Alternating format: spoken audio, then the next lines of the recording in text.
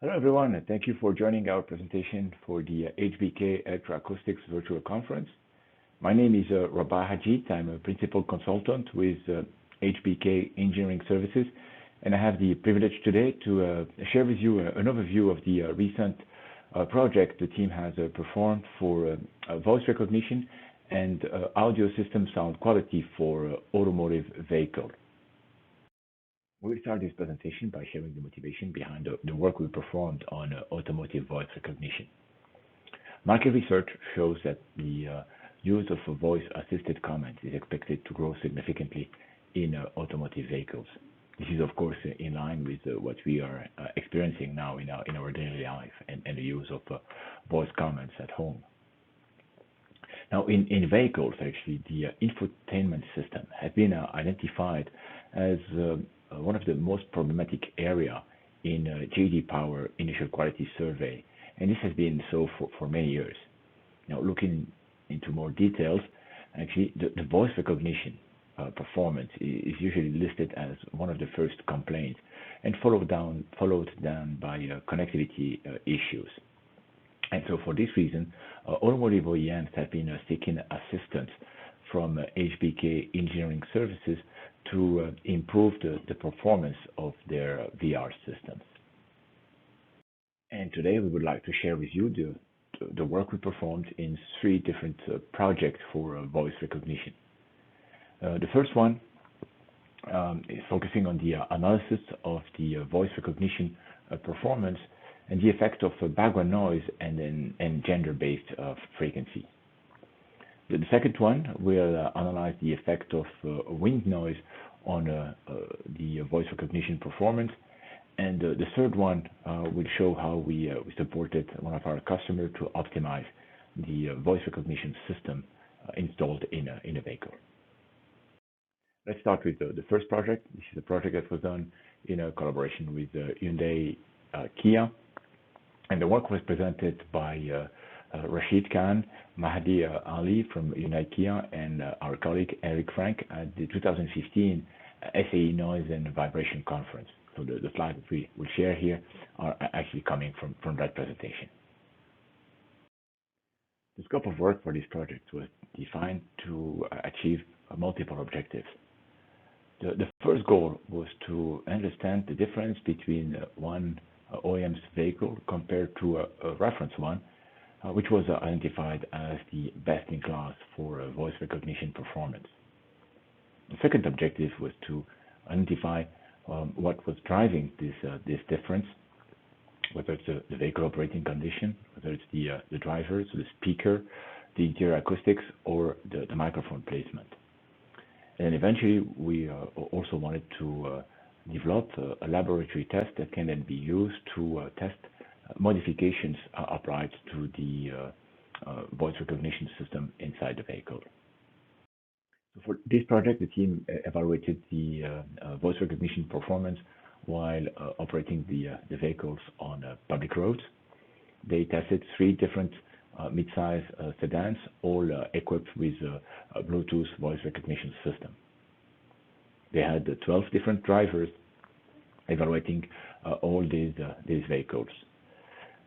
The operating conditions were either some constant speed at 45 or 70 miles per hour, and then some stationary tests with HVAC off and on, and engine on or engine off. Now, it's important to note that all the evaluations were performed on the same road with approximately the same traffic conditions to avoid, for example, increased background noise from other sources. For this project, the team also wanted to evaluate the effect of a different microphone placement for the voice recognition system. So then they instrumented the vehicle with a microphone at multiple locations around the vehicle. They included, of course, a potential location for the voice recognition microphone, for example, above on the headliner, above the driver's head, at the overhead console. They had also a microphone next to the voice recognition microphone already installed in the vehicle around the A pillar as well. They also included a binaural head on the passenger seat, and then also microphone at the driver's ears, and just to capture the background noise, for example. The road tests were performed as follows. We had 12 speakers, 6 male and 6 female, driving the vehicle, and when they were driving at the right operating conditions at the right location, they were repeating comments. Those comments were call followed by a first name, and they were repeated then 3 times for each 5 conditions that we considered here. And then we tracked the success or not of the voice recognition using directly the system installed in the vehicle. So the driver were instructed to speak at a normal volume and cadence, and also facing forward. So we were requesting them as much as possible not to turn the head. Let's now look at some of the results. We have the voice recognition rate here for the 3 vehicles. The x-axis gives the different comments, and the y-axis gives the recognition rate. For each graph, we have multiple curves. They cover the stationary condition and the driving condition at 45 and 70 miles per hour. The 75 miles per hour is the red curve, and we can see that, for example, for vehicle 3, that's where we have the highest sensitivity to the background noise, because the red and orange curves are typically the lowest, the ones with the lowest voice recognition rate across all the comments. While this is actually not so true for vehicle 1 or vehicle 2. There are some instances where we retrieve that, but there are also others actually where the stationary condition are the worst in terms of voice recognition, and actually even the one which would be normally expected as the easiest condition for voice recognition, where there is no background noise, actually where everything is off for specific comments. If we look into more details actually regarding the background noise, so we had the background noise recorded during the measurement, and we can then represent it in a third octave and compare the different vehicles. At 45 miles per hour, overall, it's the vehicle 2, that's the blue curve here. It has the highest background noise. Well, if we don't retrieve that, we don't retrieve this when we compare the results. So the orange curve here is not among the lowest when comparing the 3 vehicles. And we can do the same comparisons at 70 miles per hour, where the vehicle 1, that's the red curve, is the one showing the highest level of background noise. And if we compare the results against across the different vehicles, we do have, for example, some comments where the vehicle 1 performs the worst, but it's not true overall actually. And it's also for just vehicle 1, it's not true over all the conditions. So we do see that there is, of course, a relation with the background noise that is to be expected, but this relationship is not linear at all. So it's not just an increase that will result in a reduction of the background noise. There are other factors that contribute to the voice recognition rates besides the background noise. Let's now look at the effect of a gender-based voice input. The team tracked the voice recognition rates for female speakers versus male speakers for the 3 vehicles across all the conditions. The results are reported in this graph, where they give the voice comments in the x-axis and the recognition rate in the y-axis. We get 2 curves per graph. The blue is for male comments, male speakers, and the pink is for female speakers. For vehicle 3, the result seems to be balanced between female and male speakers, while for vehicles 1 and 2, there seems to be a bias, as the female speakers tend to have a lower voice recognition rate. And so it looks like the tuning of the voice recognition system introduce a bias, and the male speakers would have then a higher recognition rates for these 2 vehicles. Let's now look at the spectral difference between genders. And to help with this, the team is representing here the third octave spectra for the command call Neil for 2 male speakers in black and 2 female speakers in red. We do observe a significant difference. Of course, we'd expect to have female speakers to have a higher pitch voice, and we retrieve that, so we see that we have higher level at higher frequency, and then this may provide insight on why we have such a difference in a voice recognition rate for these vehicles.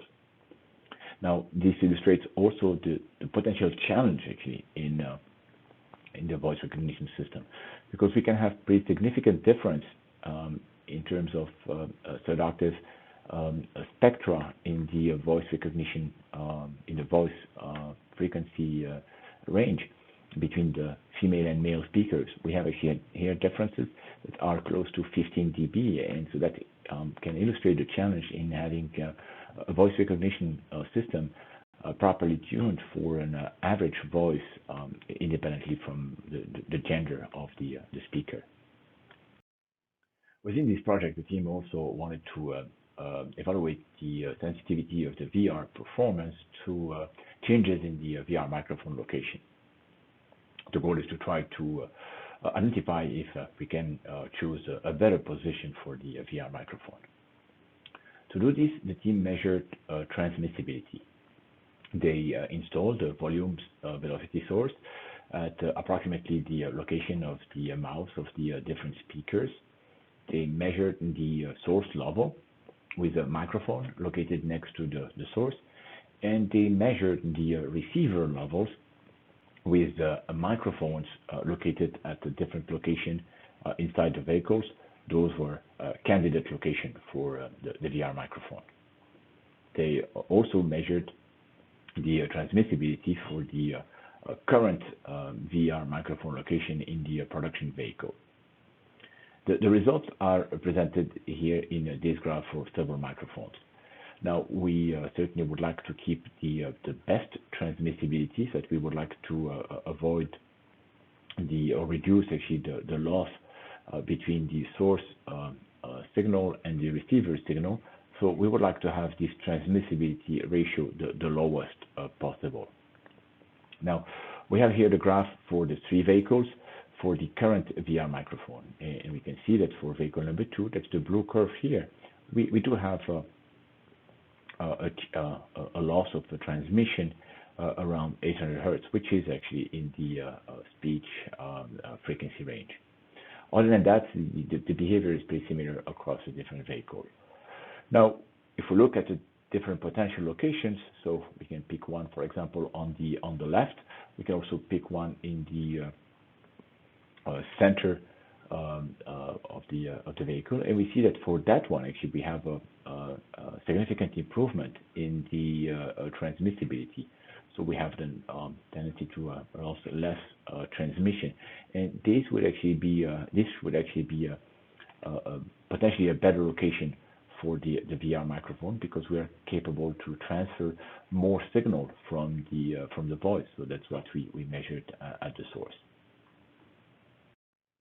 The third goal in this project was to develop a lab-based test procedure to evaluate the effect of changes in the VR system. In this project, actually, we had evaluated the performance of the VR system on the road, and even if it represents the actual usage condition, for engineering, it may not be the most efficient way, because it requires to take a vehicle on the road, and we are also dependent on what is happening on the roads, whether it's traffic, whether it's exterior noise, whether it's also weather condition, wind and rain. And a lab environment is a better alternative, because we are in total control of the testing condition, as long as, of course, the test conditions are representative of the actual driving conditions. The team here looked at the comments, and they've selected the comments that were either consistently recognized or not recognized during the vehicle test. And they also chose the most consistent female and male speakers and asked them to repeat their comments in the lab environment. When we say lab, it's actually our hemi-anechoic chamber. Now, these recordings were modified, and they changed some parameters in the recordings, whether it's the amplitude, whether it's also the relative amplitude between the call and the name, the time interval between the words, also the duration of each word, and then the frequency content of the comment. And so all of those comments, the original one and modified, were then played back using artificial noise sources while the vehicle VR system was actuated, and the results recorded whether we had successful recognition or not. We share here a summary of the results. So the team has identified the attributes that had the greatest effect on the recognition rate. And the amplitude is one of them. The team has played the sound at baseline level and then reduced the level by 5 dBA every time. And they've noticed that below 55 dBA, there is no recognition anymore. They also looked at the frequency content and identified that the acceptance is generally better for male speakers, and also looked at the sensitivity to the relative difference between the mid and high frequency content. The cadence, so the temporal differences, seem to have a greater effect for female speakers. It didn't seem to affect male speakers, but they've noticed that the recognition of female spoken comments was much more variable. We now switch to the second project on voice recognition. This one is to analyze the effect of wind noise on the voice recognition performance. For this project, we assisted our customer with tests inside a wind tunnel. And we were pursuing multiple objectives. The first one was to characterize the effect of wind noise on the voice recognition performance. And the second one was to acquire a background noise so that we can then use them to develop and validate a background noise reproduction system in the future.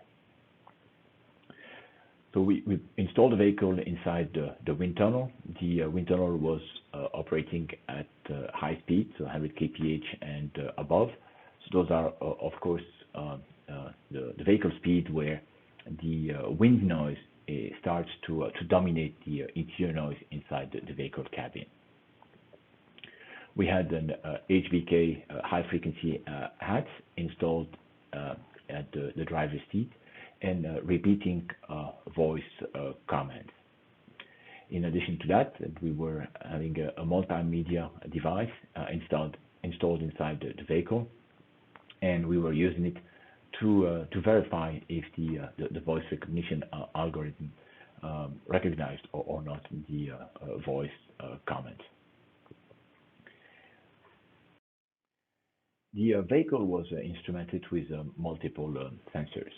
We had, of course, the high frequency hat repeating the voice comment, and we had multiple microphones distributed around the vehicle. Those microphones are used to characterize the background noise, and they will also be used in the future phase to define and validate a background noise replay system. The objective will be then to install speakers inside the vehicle and tune them to reproduce a background noise that will give a similar sound pressure level at the different locations. And with this, then we'll be using the results from this project to validate that the voice recognition algorithm gives the same result when tested with the background noise replay system compared to the results acquired in the wind tunnel. And so with this, then we'd like to limit the need to access a wind tunnel, because even though it's of course a proper testing environment for Windows. It's also a very expensive facility, and it may be more efficient to use an acoustic lab for the development of the and tuning of the voice recognition system. Let's now look at some of the results. So we had several voice comments played by the mouse simulator of the high frequency hat. The voice comments were representative of 2 male speakers and 2 female speakers. The comments were, like in the previous project, asking to call, but this time a phone number instead of a person. We performed the test and evaluations at for different conditions. We had first with no wind, so without background noise, and then for with the wind noise at different speeds below and above highway speed. Without background noise, the voice recognition rate is actually very good. We are above 90%, but the performance degrades as soon as we add some background noise. And already at 10 kph below the highway speed, the voice recognition rate falls below 70%. And this is an important observation already, because it may explain why the voice recognition is listed as one of the top complaints in automotive vehicles for the J.D. Power initial quality survey. Now, beyond that, we all know that we should not be speeding on the highway or any other road. But if we do, we'll be expected that to have a very poor voice recognition performance, at least on this vehicle, because above 20 kph, 20 kph above the highway speed, the voice recognition rate fell to 0, and it was not much better at 10 kph above. We were between 0 and 10%. We did, of course, some investigation to try to understand why, and we are representing here the background noise and the voice comments and in the third octave spectra.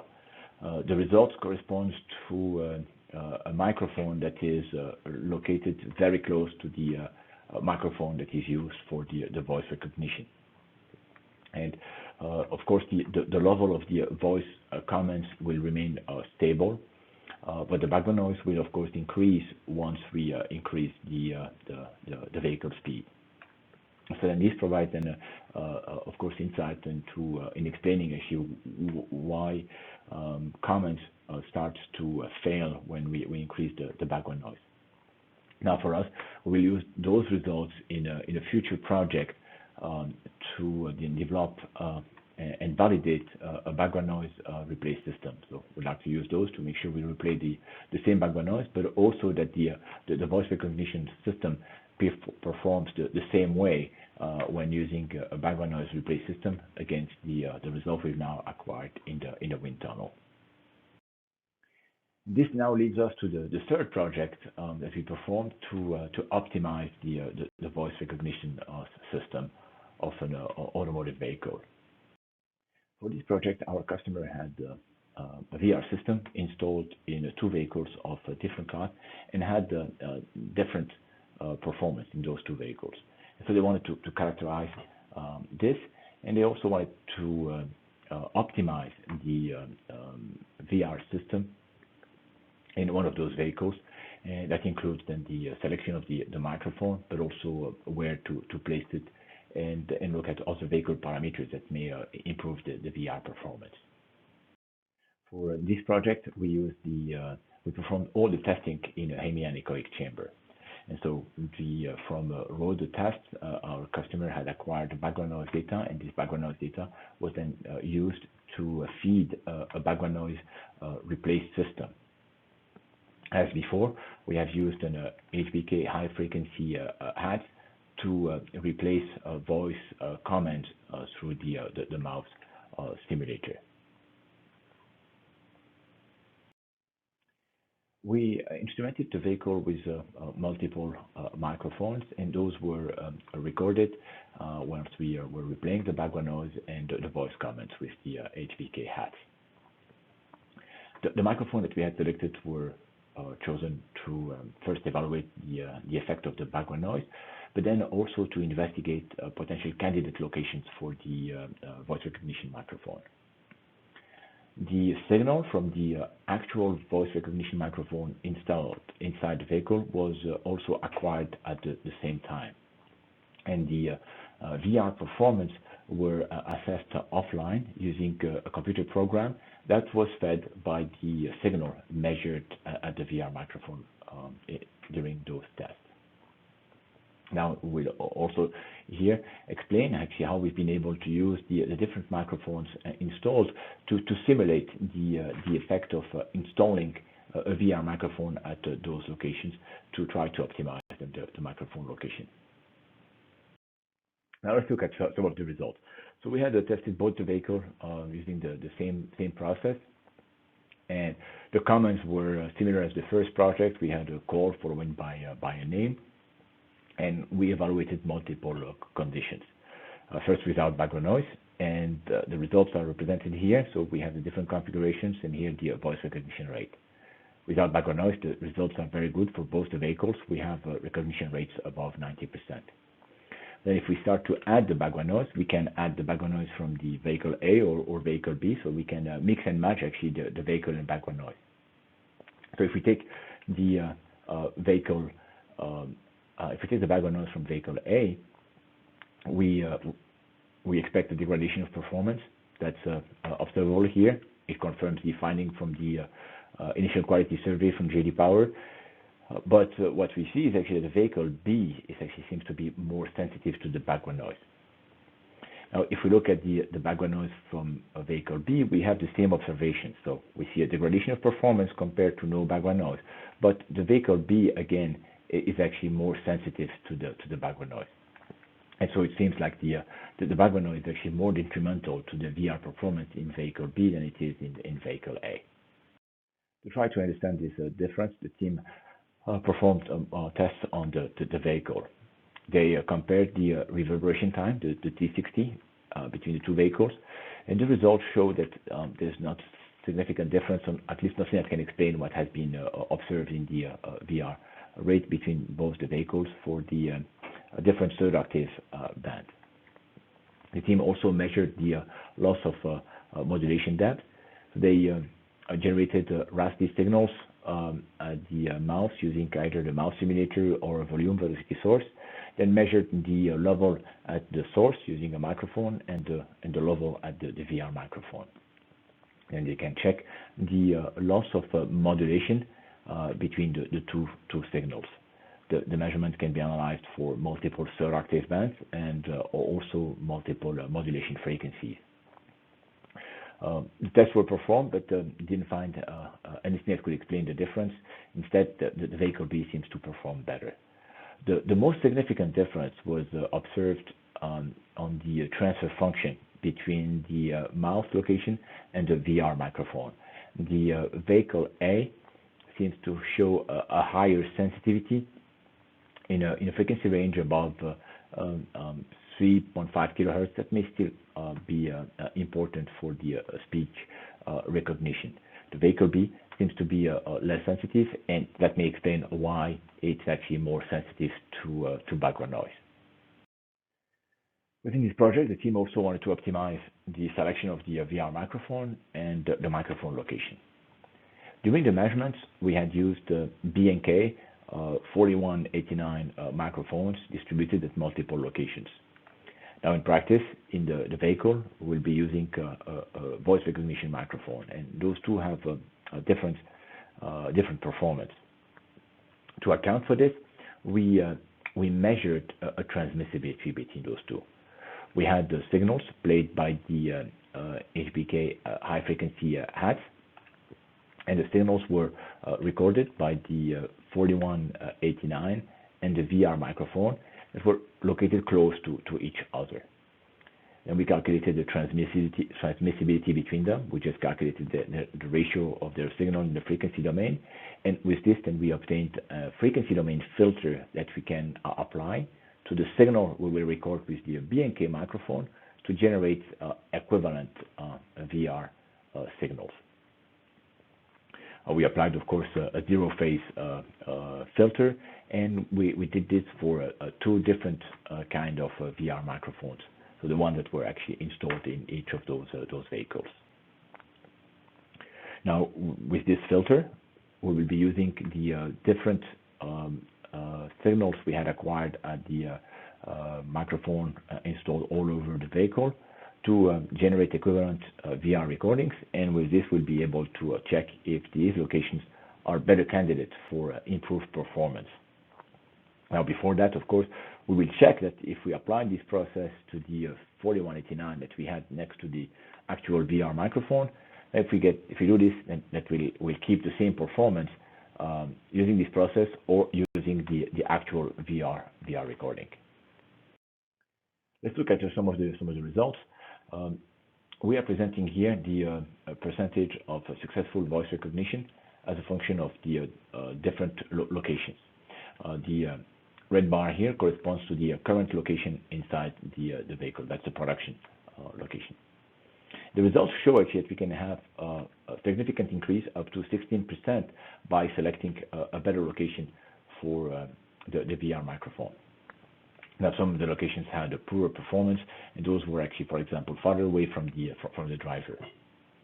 Now, we have validated those results, so we performed a test with an actual VR microphone located at the same location as these microphones. And overall, the recognition rate remained exactly the same.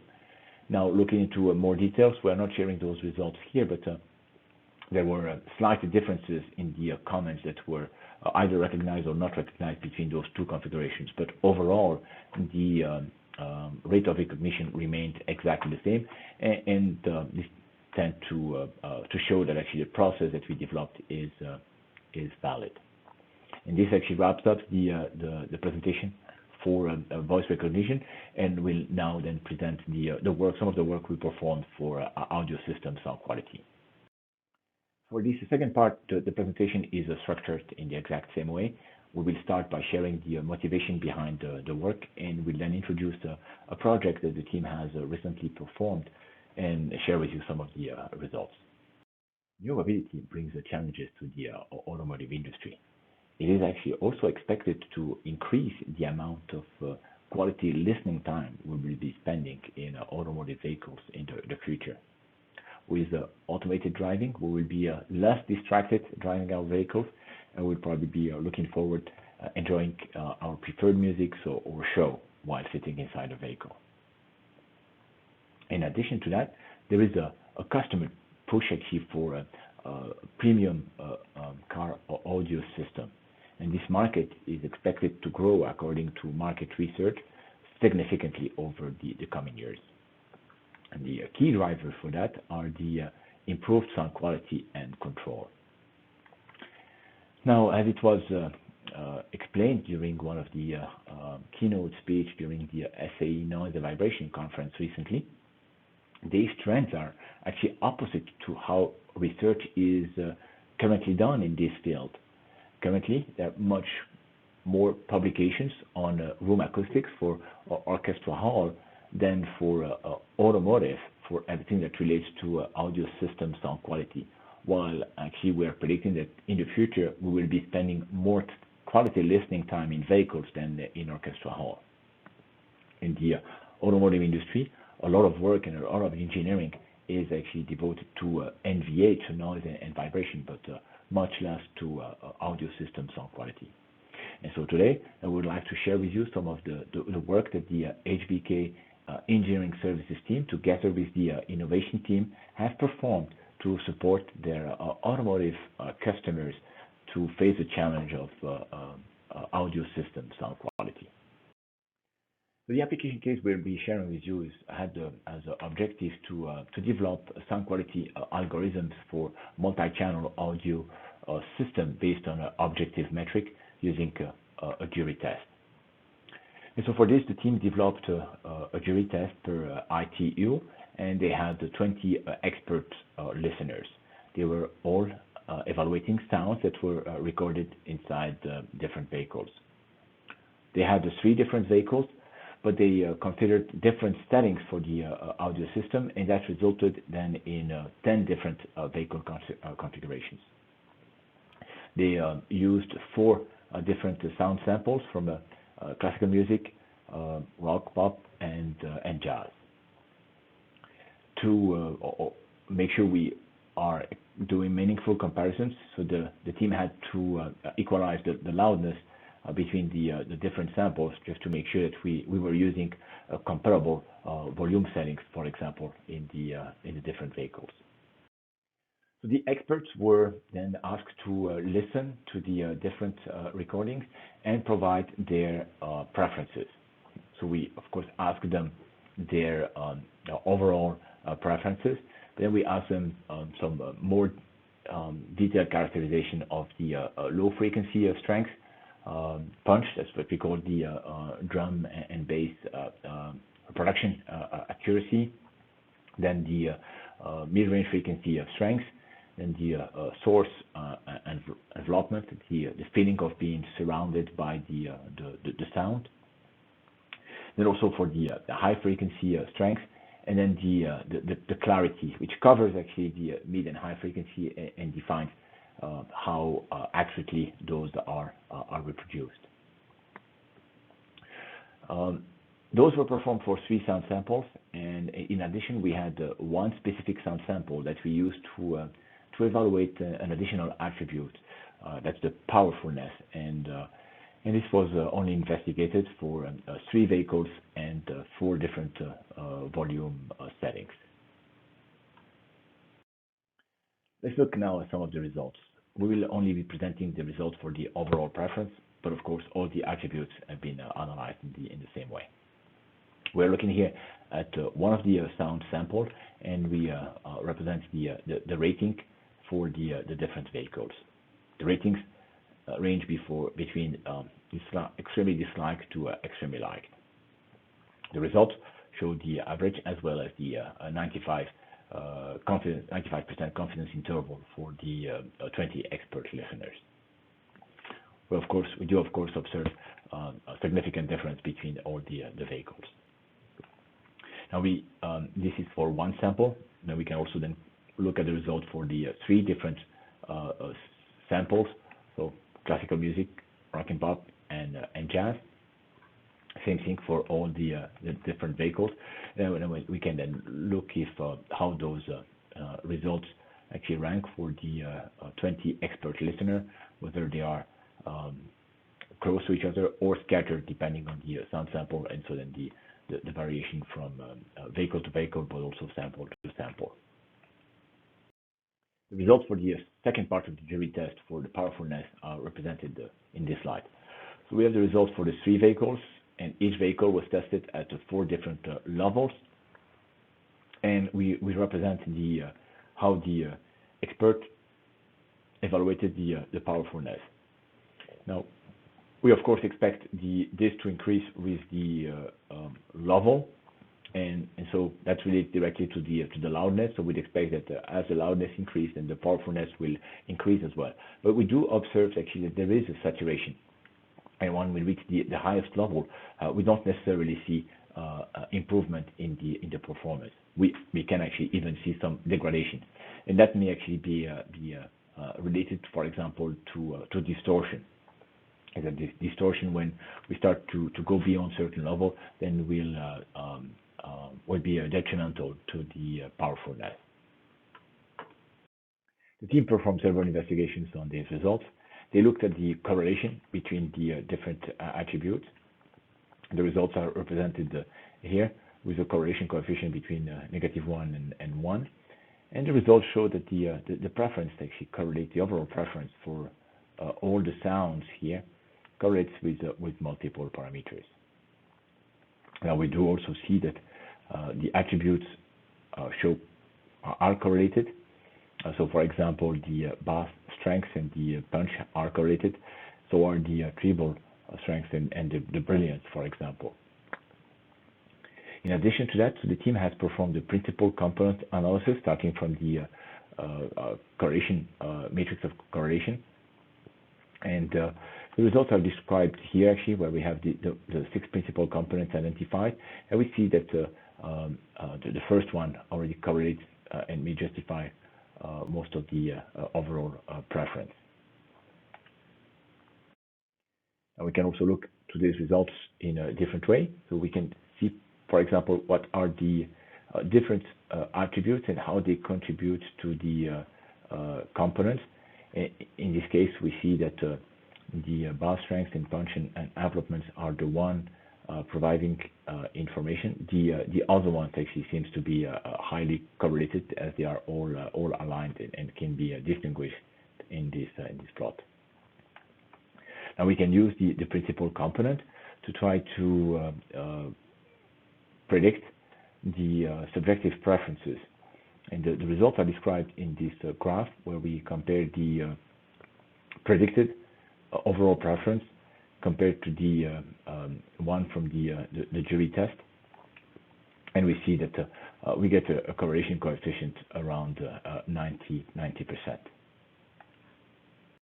Now we also wanted to share the results from the classical music sound sample, because they are different compared to the average that we were presenting before.